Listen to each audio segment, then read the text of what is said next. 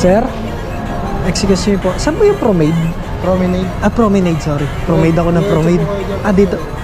Diretso lang po ito. Okay, thank you. Promenade pala. Hindi pala Promade. Promade ako ng Promade, pare. So, diretsoin lang natin to. Tapos kaliwa daw. Excuse me po. Sir, saan yung mga laruan? Laruan anong pangalan, sir? Yung, basta po yung pagpasok mo, puro laruan. Pagpasok mo, sa taas, unbox. Okay, thank you. Okay po. Yan. Konti na lang, boss. Nandito na tayo, boss. Dito na tayo sa loob ng Promenade. Natatandaan ko na yung loob nito. Parang may Entoys dito, pre. Ayan, oh. Entoys TV. Wow. First time natin makapasok dito, pre. Entoys. Pasukin natin yung Entoys. Dalawa yung shop ng Entoys. Meron pa dun, oh. Kabilaan, oh. Tsaka may sinihan dito. Yung building na to, may luma.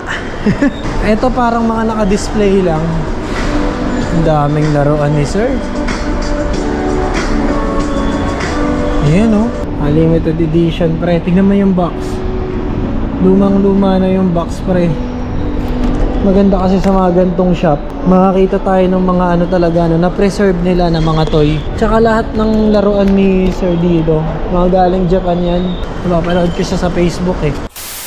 Ito nga talaga yung gustong gusto ko at nasa bucket list ko na gusto kong puntahan na tindahan ng laruan talaga, pare. Etong Entoys, dahil sikat na sikat tong Entoys, pre, lalo na sa Facebook. Doon ko napapanood to, pre. Napakarami nilang laruan doon sa loob, pre. So ayan, pasukin na natin tong tindahan ni Sir Nixon.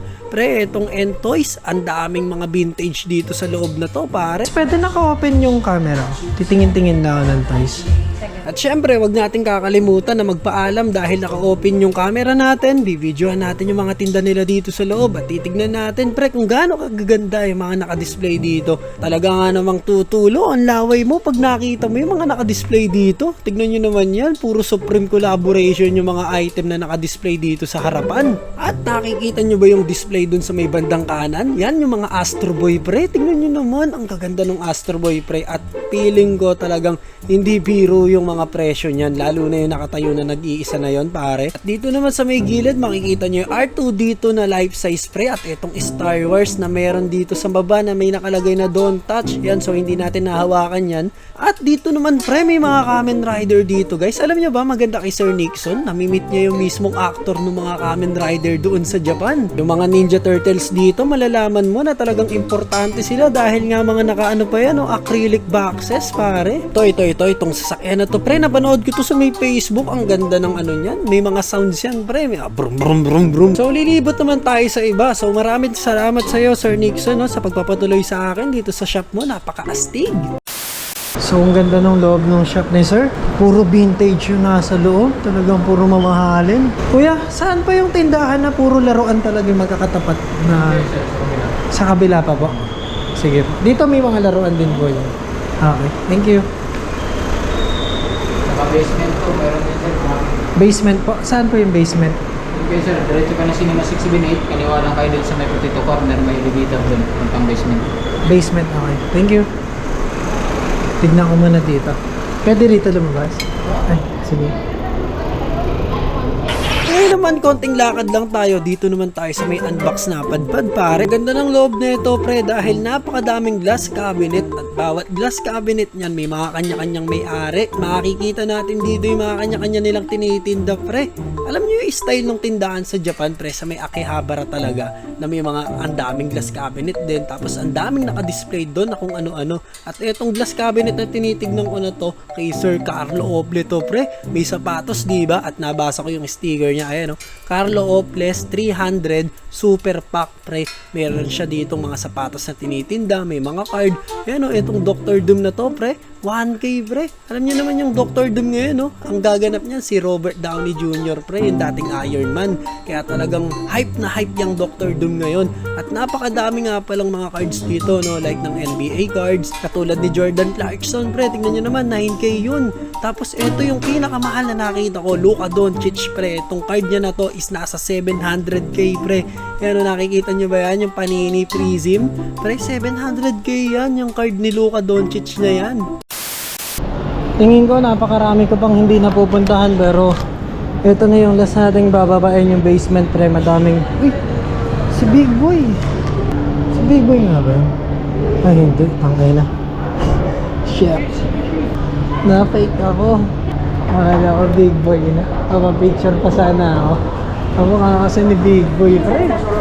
Akala ko Big Boy na yun, oh. Mukha siyang Big Boy, oh. Akala ko talaga Big Boy na. Kinabahan pa nga ako. Gusto ko magpa-picture pare. Pero kamukha talaga ni Big Boy, no? Na-starstruck ako bigla. Pero pasok tayo dito sa May The Collective pre. Yan, Collective pre. Yan, dito puro cards din. At kung makikita nyo yung Carlos Yulo na yun na frame pre. Ang ganda nun kasi may pirma ni Carlos Yulo yun, no? Kung sino man yung may-ari nun, talagang napaka-astig niya. Kasi napapirma niya si Carlos Yulo doon sa picture na yun. So, pagtagal pre, magiging ano yun, no? Tataas value nun. At yung loob nito pre, puro ano din, no? Puro glass cabinet katulad doon sa pinuntahan natin kanina. Pero ang maganda rito, meron sila nito pre, oh, yung sa Game of Thrones.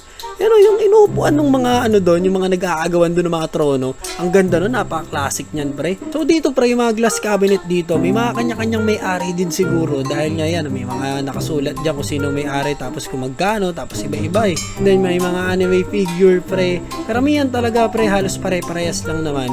Pero may pupuntahan pa tayong isa, yung Shopsville talaga. Yun yung gusto kong puntahan. So tara na, let's go!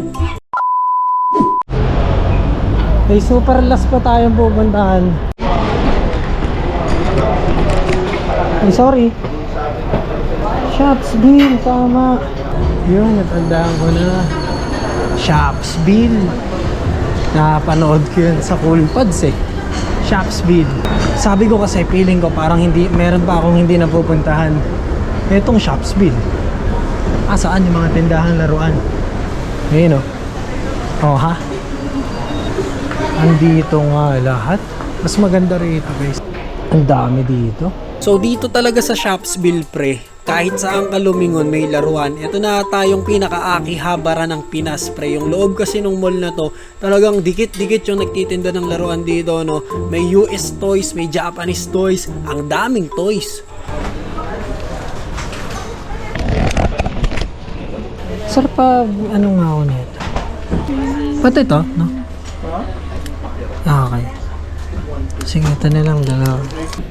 Magkano set na ito? 3K po. Apat na yan. 5 po siya. 5. Okay. So guys, ang tanging binili ko lang dito talaga yung NBA cards na nakita nyo at yung binili kong majorette doon sa may Toy Kingdom. Ang dami ko pa rin kasing laruan sa bahay pre, mga anime figure natin na binili natin doon sa may Japan. Pinabili ko sa tropa ko. Napakadami pa, hindi ko pa nabubuksan. Pero napakasaya ko dahil nakapunta tayo dito pre. Ang tagal ko nang gustong puntahan tong lugar na to pre. Ang dami kasi talaga laruan dito. Kung gusto mo ng puro laruan talaga makikita mo, pumunta ka dito, lalo na yung mga ganito, yung mga pang big time na laruan. Tignan mo naman presyo niyan. Puro 100k yan, kalahating milyon, 300k pre. Talagang kahit wag ka nang bumili pre, mabubusog ka na dito, kakatingin eh. Ganun din naman di ba, i-display mo lang din pag uwi. Hindi, dahilan ko lang yun kasi wala na akong pera pre. Kakabili ko ng mga laruan eh. Kaya natuwa lang din talaga ako rito kasi ang dami nating nakita, no. So sulit na sulit yung lakad natin dito pre sa may ano, no, sa may Green Hills pre. Etong Green Hills is capital toy capital of the Philippines pre. Etong Green Hills talagang tatatakan natin yan. Ngayon lang ako nakapunta ng mall na puro laruan pre yung nakikita ko. So dito sa Green Hills pre, sulit na sulit pre. 10 out of 10. Let's go. So ayan guys, ito yung mga na-score natin kanina, no. Wala naman tayong nabili na laruan dahil nga una, pare, ang dami ko pang anime figure dito. Yan, etong mga to, hindi ko pa nabubuksan yan, hindi ko pa napapakita sa inyo. Ito pa lang yung nabuksan ko dyan, di ba? Tsaka itong Kaido, tapos the rest, wala pa, hindi ko pa nabubuksan lahat. At hindi nyo pa nakikita. Ito lang yung nabili natin doon, napakaraming NBA cards at iba't ibang klase pa ng cards.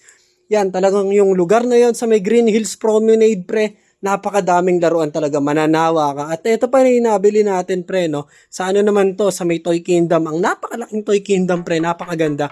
First time ko bumili ng Majorette pre. Yan, medyo may kamahalan pala Majorette, no? At ang ganda ng box niya, no? Yung pinagkakalagyan, pare. 199 pesos. At eto naman yung dalawang set of cards natin dito na 120 pesos, pre. 20 pieces yan. At yan, James Harden, no? Tapos, Kyrie Irving sa likod. At eto naman, Ja Morant. At yun, no? Anthony Edwards, pre. Eto naman kasi, mga walang value to, no? Kung may value man, mga 20 pesos, 50, isa lang yan. Sa akin kasi, ano lang, collection lang. Hindi pa ako na i-influensyahan na mag-collecta ng mga NBA cards talaga na may mga value. So, yun lang guys. So, abangan nyo next video. Buksan natin yan. So, maraming salamat sa pagsama. Let's go. Bye-bye.